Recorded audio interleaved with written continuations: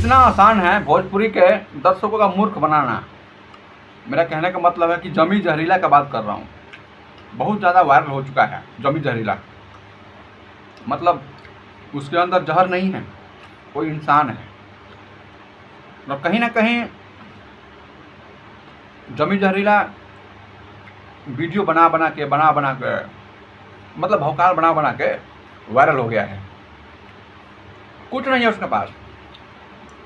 150 का जूता खरीदने आया था दिल्ली में, चांदनी चौक बाजार में।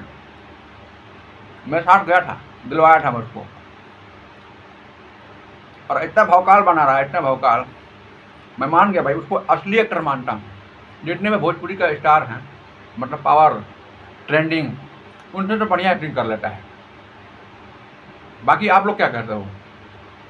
क्या इन लोगों से बढ़िया एक्टिंग करता है कि नहीं करता है? प्लीज़ वीडियो में बताइएगा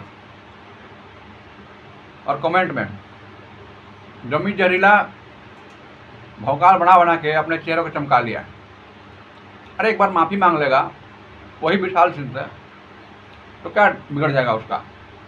लेकिन चेहरा चमक गया है। सैल्यूट है भाई तेरे एक्टिंग को। लेकिन बच कर रहना, दुश्मन भी बहुत हो चुका है तेरे। जहाँ है वहीं रहना बस।